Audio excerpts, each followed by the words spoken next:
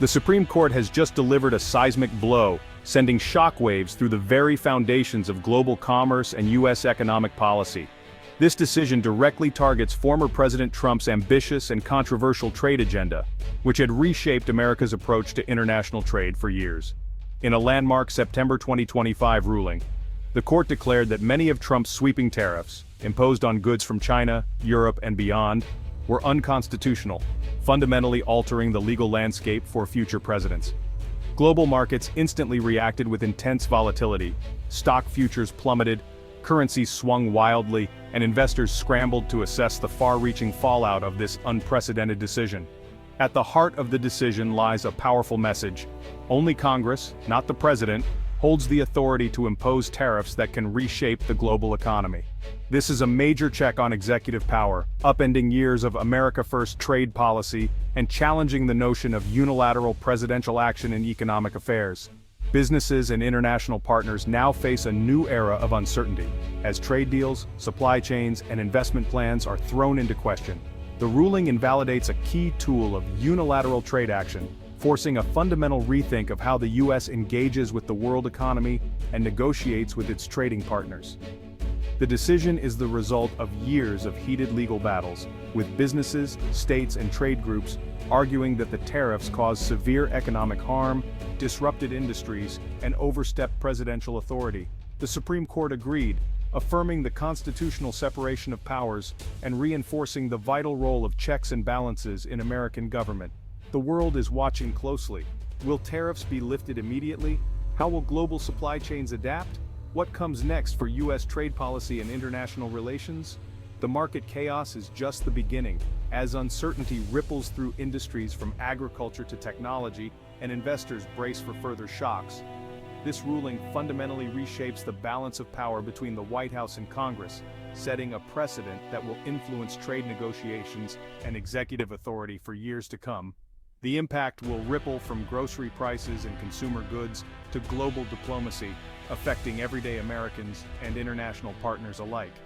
The story of this historic decision is only just beginning, and its consequences will unfold across the world stage in the months and years ahead. At the core of this legal battle is a question as old as the Republic itself, a question that has shaped the very foundation of American democracy since its earliest days. Who truly controls the levers of trade and taxation in the United States? Is it Congress, with its constitutional authority, or the president wielding executive power? The answer lies in the Constitution's Commerce Clause, which explicitly grants Congress, not the president, the power to regulate commerce with foreign nations, among the states, and with Native American tribes. This clause was designed to prevent any single branch from holding unchecked economic power. When the Trump administration imposed sweeping tariffs, critics argued that the executive branch had overstepped its bounds, imposing billions in tariffs without the direct approval of Congress. This move sparked a fierce debate about the limits of presidential authority. The courts were called upon to decide and ultimately agreed with the challengers. They ruled that the president cannot sidestep Congress by invoking emergency powers to enact broad economic measures that impact the entire nation. This landmark case quickly became a pivotal test of the separation of powers, a core principle that ensures no branch of government becomes too powerful. The executive branch argued that national security laws gave the president broad authority to act swiftly in the nation's interest, especially in times of perceived economic threat. But the courts found that even these powers have clear constitutional limits. No emergency, however urgent, can justify bypassing the legislative process entirely. The Supreme Court's decision sends a clear and resounding message. Economic tools like tariffs must originate in Congress, where debate and oversight are possible. This case isn't just about trade policy, it's about preserving the delicate system of checks and balances that lies at the heart of American government, ensuring accountability and preventing the concentration of power. The president may lead on foreign policy and represent the nation on the world stage, but when it comes to the nation's economic destiny, Congress holds the reins, shaping laws and policies that affect every American. The Supreme Court's ruling reaffirms a fundamental truth: no single branch can dominate U.S. economic policy, and no one is above the law, not even the president. This constitutional showdown has redefined the boundaries of presidential power, setting a precedent for future generations. In the end, the balance of power is restored, and the American system of government stands reinforced, ready to face new challenges while upholding its founding principles.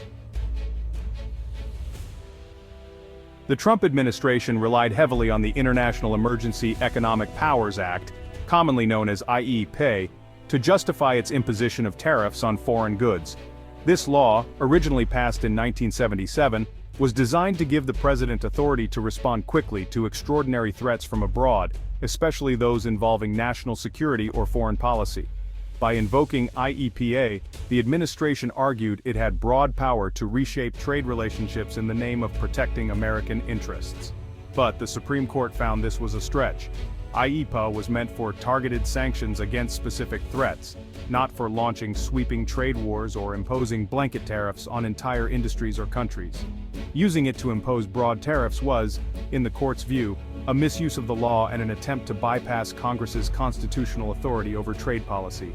The justices emphasized that such a move undermined the careful balance of power between the executive and legislative branches.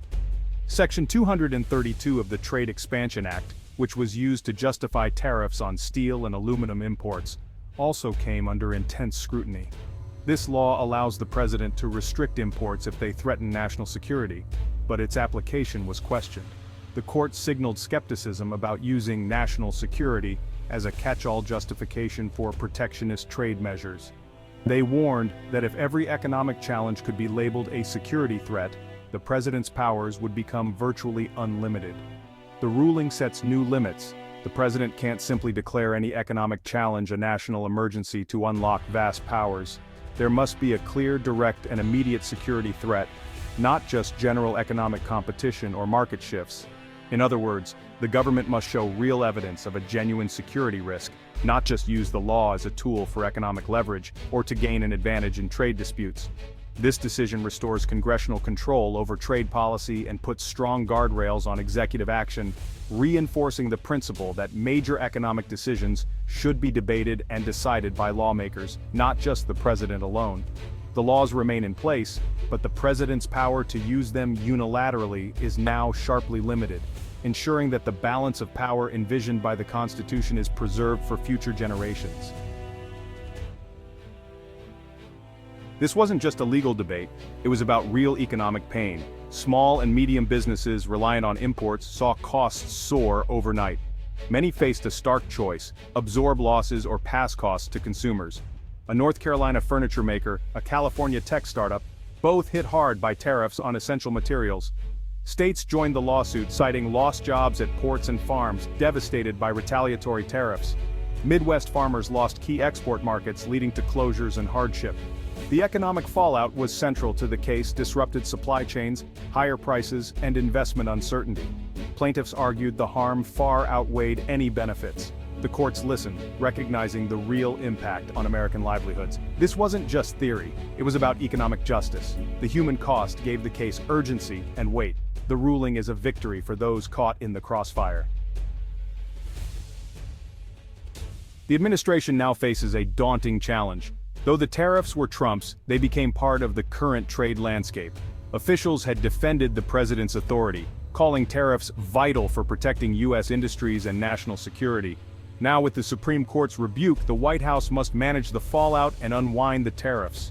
This will require careful coordination with customs, importers, and global partners. The administration must pivot, no more unilateral action. Congress is now central to trade policy. Expect a push for new legislation to clarify executive authority, but the era of go-it-alone tariffs is over. The administration's next moves will shape America's economic future.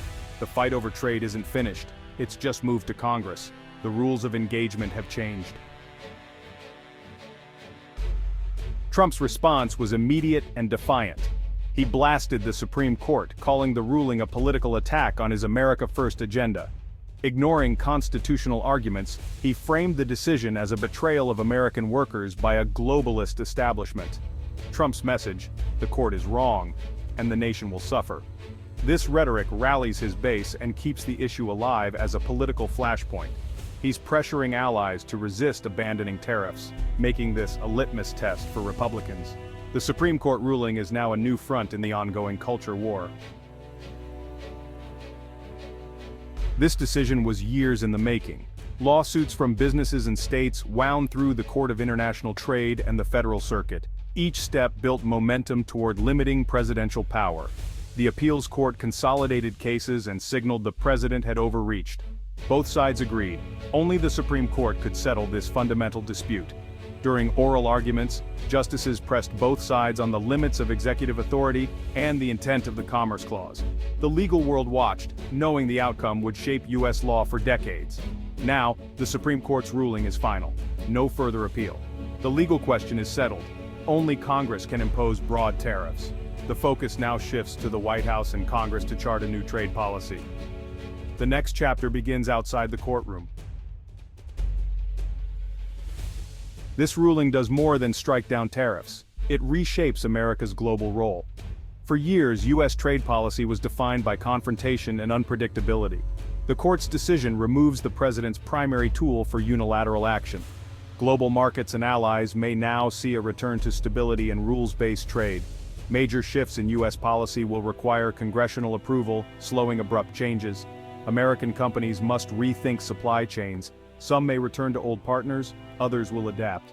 The decision strengthens Congress's hand in trade, demanding bipartisan consensus for major moves. Future presidents will need to build coalitions, not act alone. The ruling is a powerful assertion of legislative authority. America's place in the world economy is being redefined.